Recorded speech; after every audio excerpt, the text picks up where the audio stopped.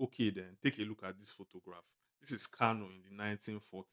Those are not buildings, those are not hills, those are pyramids made entirely from bags of granules. Some of them were taller than the buildings around them, and the man who made them was Dangote's great grandfather. His name was Al Hassan Dan Tata. He arrived in Kano in 1919, and within 5 years, he had become the most successful businessman within the entire city.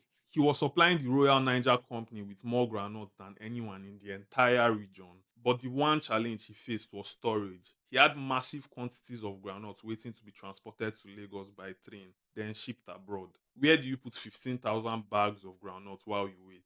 His workers at his Kofa Nasarawa facility had found the answer.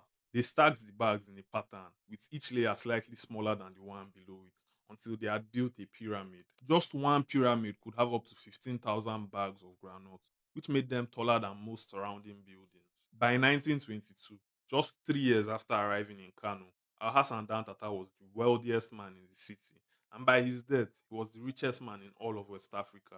A railroad ran strategically through the center of 60 or more pyramids down to the heart of the city. The smell of fresh groundnuts filled the surrounding streets, and farmers came from across the region on camels and donkeys to deliver their harvests. Kano had become the collection center for all of northern Nigeria's agricultural wealth. Groundnut appeared on Nigerian postage stamps, and it became the country's single most valuable export crop. Nigeria was a global agricultural powerhouse at the time. Guys, I just dropped something for every creator who is stuck between 0 to 10,000 followers. It's called the Nano Creator Handbook, and it contains everything I learned on my own journey to 10,000 followers. The problems, the mistakes, the things that actually worked, and the things that never worked, all in one guide. You can get it right now on Seller. The link is in my bio.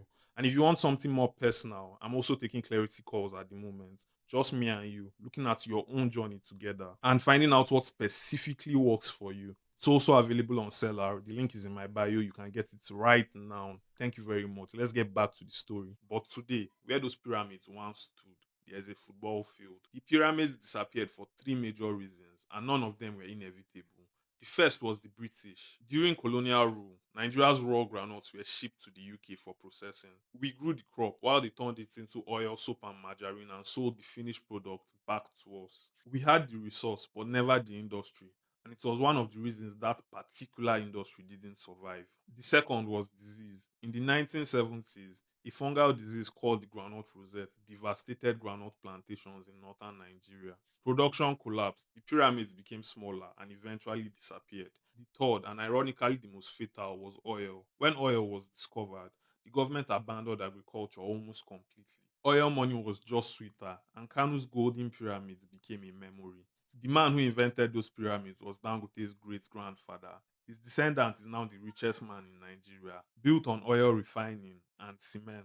The Dan Tata family never stopped building empires. It was Nigeria that stopped farming. Before oil and before cement, there were pyramids in Kano that touched the sky. Follow for more Nigerian stories the world forgot to tell.